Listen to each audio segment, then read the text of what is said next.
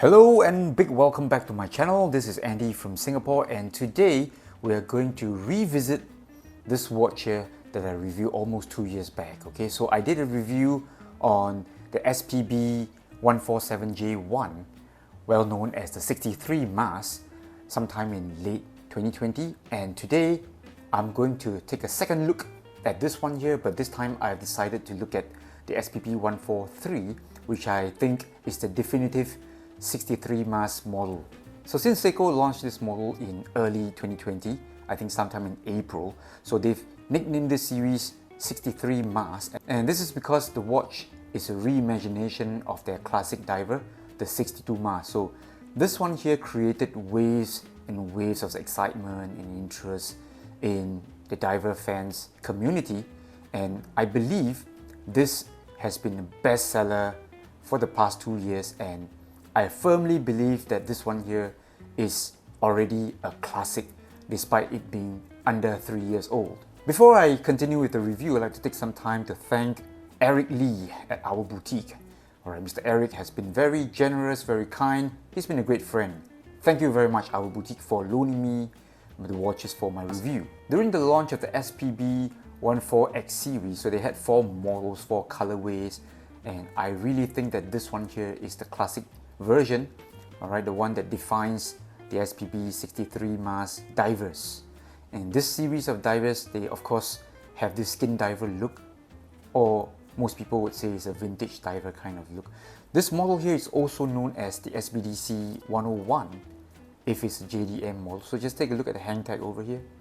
It says SBDC 101 and you've got the retail price here in Japanese currency, so that doesn't matter because this watch typically goes for around 1200 Singapore dollars, 1002 to 1003 Singapore dollars, and I think this represents very good value for a higher end Seiko diver. I told you that this watch is already a classic among Seiko fans out there. In fact, among any dive watch fans out there, I dare say this one has already reached that status. Today I'm going to tell you 3 main reasons why I think this one has already achieved the classic status. Reason number 1 is because this watch here just looks so good.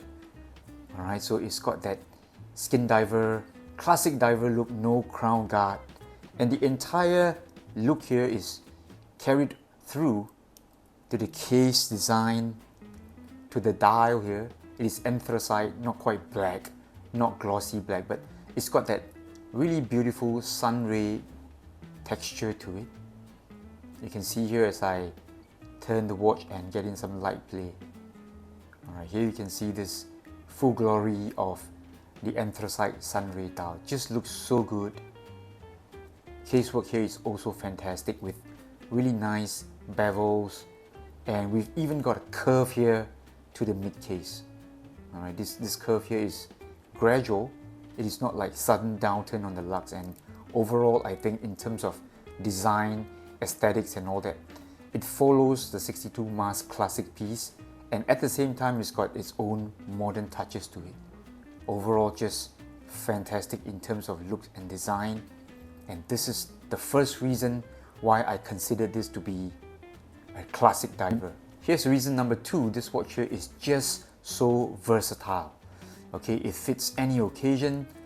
You can wear it on the bracelet, you can swap out for a strap, leather strap, a thick leather strap, NATO rubber strap, and it's just going to look so good. Arguably for divers you can't wear it for formal occasions, but I think this one here does have its place. Alright, you can definitely squeeze this one under your shirt cuff, no issues at all. Thickness for this watch is under 14 millimeters, not a big problem. I'll prefer it to be thinner, to be honest, but I think it is not a problem at all. And here I'm going to show you some photos that I picked off the internet on Instagram to share with you how versatile this watch is on various straps. Of course, I've got permission from the owners of the photos.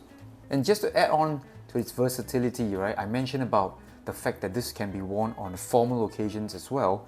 So you really need to see the differences in size between the 63 mass and other Seiko divers.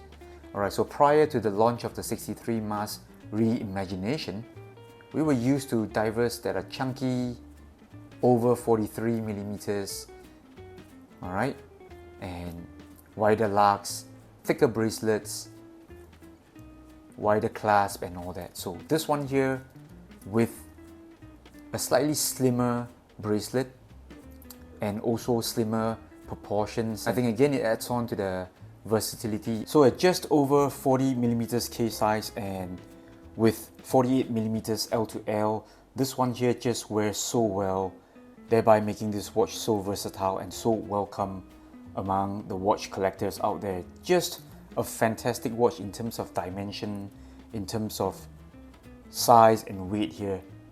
Definitely a winner from Seiko. And now I've come to the third reason, right? Number 3, right? So this one here, it is not exactly an affordable watch for Seiko, all right? We're talking about 12 to 1300 Singapore dollars, and it does represent a bigger upcharge as compared to the entry-level Pro Specs Samurai or Turtles, but you are getting true upgrades from the entry-level divers. What do I mean by that? Alright, so we just go through some of the specs found on this watch. Okay, so first off, this watch here has got die shield coating on the case as well as the bracelet. So you're getting some level of scratch resistance, and I think this is very welcome for any watch collector. And next we've got real upgrades in terms of bracelet and clasp over here. So we are getting a real milk clasp. Alright, so this is one step further or higher than the Seiko Sumos. You're paying a bit more money, yes, but you're also getting quite a bit of upgrade in terms of construction and build quality. So this one here, milk clasp. Alright, so people are still very unhappy about the stem buckle here. But take a look, they've also included a really nice bevel over here. So again, these things are not found on lower end Seikos. Of course, you've got AR coating on the underside of the dome sapphire crystal over here. So again, slightly higher build quality and craftsmanship.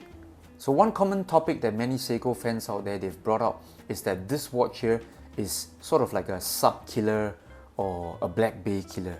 And even I myself, I did a comparison between the 147 and the Tudor Black Bay. So that was the 41mm version, and today I'm lucky to have with me the BB58. So let's do a quick comparison. So in terms of looks, they are quite similar, right? They both fall under the vintage diver category, no crown guard, skin diver look. But when it comes to the details, they're quite different. Alright, so one here has more curves. We're talking about Tudor Black Bay here. Definitely more curves, slimmer lugs, overall smaller proportion, smaller dimension. Alright, despite the fact that on paper it is only about 1 to 2 millimeters smaller, but when you look at it over here, you will know that the Tudor is indeed much smaller. But that is not to say that the Seiko here is very big. Alright, so it is still much smaller compared to the usual bulky type of Seiko divers, and I think again I mentioned that this is one of the main reasons why it has become such a classic among Seiko fans out there. So there you have it. That was my really quick presentation of 3 main reasons why the 63 Mars is going to be a classic. In fact, it already is, alright, despite being a relatively new model, and it is still in production with many different color variations. But I think the 143 would be the definitive 63 Mars for the collectors out there.